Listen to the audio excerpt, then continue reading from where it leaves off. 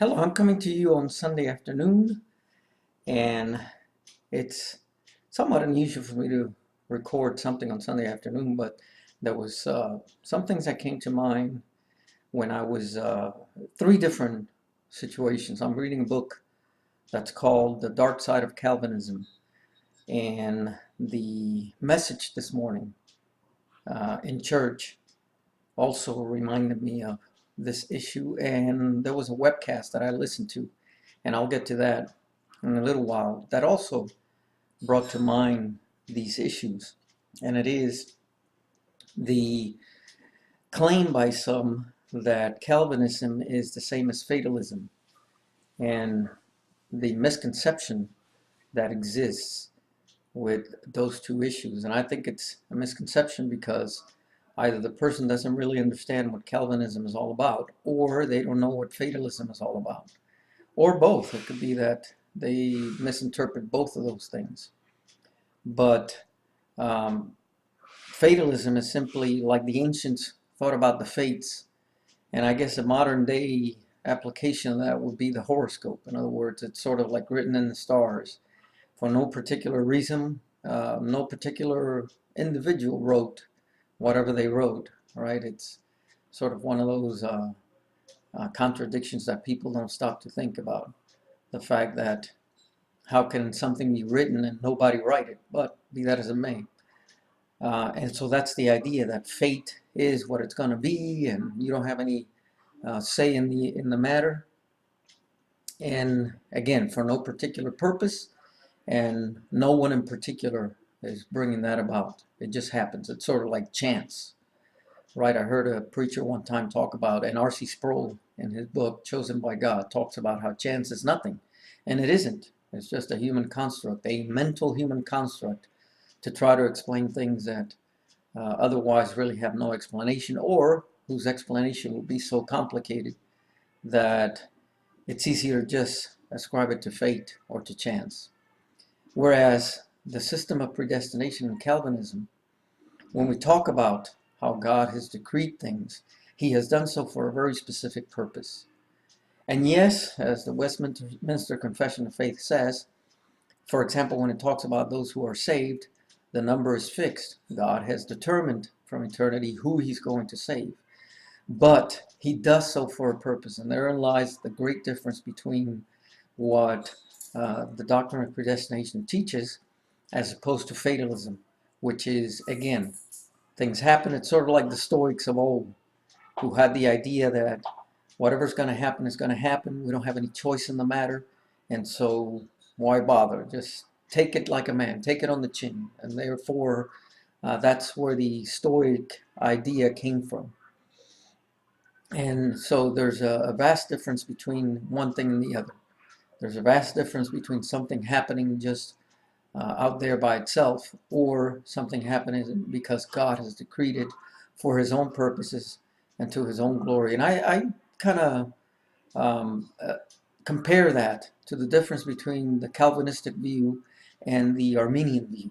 And the Arminian view, one of the ideas that Arminians have as to God's foreknowledge is basically there's this sort of reality out there somewhere that God foresees, and based on that foreknowledge, then he goes about and creates the world.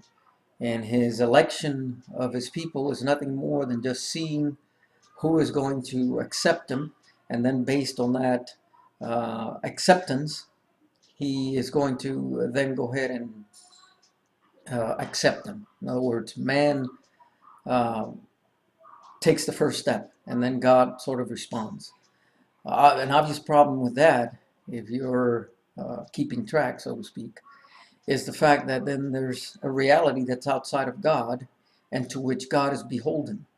In other words, he foresees this happening, goes about to create this world. He has no choice in the matter, but he's going to have to create the world that he foresaw. And so then we don't have a sovereign God, because it's a God that's basically beholden or captive to his creation, rather than being the one that determines how the creation is going to play out, or what's going to happen within that creation. And the other thing that I was brought to mind these things that I mentioned earlier is a system that's called Molinism. And I'm not going to go into all the details as to who came up with it or any of that kind of thing, but the general idea is that God has knowledge of all possible worlds that he could create. In other words, what every individual could do or would do in every particular instance he will be placed in. And based on that knowledge, sort of like a middle knowledge is what the terminology is all about. Then he goes about creating the world where he will be able to save the most people possible. And it's interesting because one of the questions that I heard one of the proponents, perhaps the primary proponent of this idea, um, asked was, well, then if God is trying to save as many people as possible, why doesn't he just create a world where everybody's saved? And that will solve that issue. And the answer was rather interesting. And it was that based on the free will of men, in other words, God given freedom to men to make their own decisions as to whether they're going to be saved or not, it may not be possible for God to create a world where everybody is going to make a free choice of believing in him and coming to Christ. And again, you see the immediate problem with that, and that is that once again, God is beholden to some amorphous cloud of time out there he has no control over. And so he's, again, at the mercy of his creation. He has to create one of those worlds because those are the only worlds that are available to him, so to speak. So again, I have a hard time understanding how anyone can say that those theories make more sense than the idea that God has foreordained whatsoever comes to pass. In the final analysis, the Arminian has the same question to answer than the Calvinist does, and that is if God had complete, exhaustive, unchangeable foreknowledge of every event in time. In other words, if he knew who was going to be saved, who was not going to be saved, the fact that man was going to fall in the first place and created anyway. But if we follow the Armenian logic, he created really without any particular purpose, um, knowing that all these things were going to take place, that man was going to fall into sin, that there was going to be all this suffering, this pain, all this death, and yet he created anyway. But he doesn't have a sovereign decree over his creation. Then how do you answer that question? The question that things are just randomly happening. And I submit to you that I think it's the Armenian that's the fatalist and not the Calvinist. Because the Armenian is basically holding to the idea that God has exhaustive foreknowledge. Things have to turn out the way that he has foreseen them. Otherwise, God would not be perfect. Therefore, all these things are happening outside of God's decree on their own for no particular purpose. And God is trying to make the best out of all those situations. So to me, that's the definition of fatalism, rather than the idea that God is the one that has decreed that these things take place for a specific purpose, to glorify himself, to redeem a people to himself. And so the way that I see it in Scripture is much different than a God who's out there sort of like reacting to whatever man does. That's not the God of Scripture. The God of Scripture is the God of Isaiah in chapters 40 to 48, where he's talking about knowing the end from the beginning. The God who decrees things, who brings calamity on those that he chooses to bring calamity upon for his specific purposes. We have, and I think in Western society especially, we have been conditioned to believe that man, number one, is free to choose whatever he wants to. And secondly, that we have the right to choose whatever we want to, whenever we want to. And so we have translated that governmental um, or natural rights, I guess, if you want to use them that way, in the sense of the Constitution, things of that nature. We have transferred that to the spiritual realm, and so we've uh, made ourselves believe, so to speak, that we have the right before God to do that as well, and that God has to give us that freedom, whether He wants to or not, you know, as opposed to the fact that God is the one that determines, that dictates what takes place.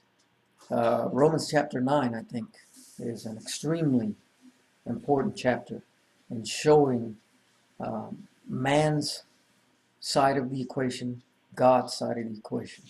And I think that Paul there minces no words when he speaks about the fact that God has mercy on whomever He has mercy.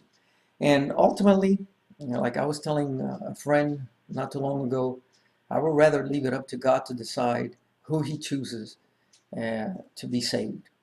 Because if it's up to man, man will never choose God. God has to be the one that makes the first move.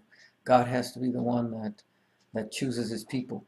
Because otherwise, hardly anyone is going to be saved. You know, we like to think of ourselves as rational and reasonable people who, when presented with the facts, will change our mind right away. Um, just observing the world at large will tell you that that is far from being true, because the world is constantly following its own desires, and its own desires are inclined to evil. They're not inclined to good. So, so I just wanted to make this little presentation to sort of like, um, you know, add my 2 cents to the conversation in this respect, because I think that there's a great misunderstanding when it comes to how God has foreordained that things take place. And again, God is the one that has decided to create, and by the mere act of creation, He is responsible for His creation. You can't get away from it. And so you're either going to say, well, He is passively responsible, sort of like allowing things to happen because He wanted to give man free will, or He's actively responsible because He wanted these things to take place for His own specific purposes. I think that is much more reasonable in light of what the Scripture talks about, to say that God created with specific purposes in mind, rather than just a luck of the draw, so to speak. So hope that the rest of your Lord's Day is great. If you're listening to this on the Lord's Day, and if not, wherever you may be, that you'll have a wonderful day in the Lord.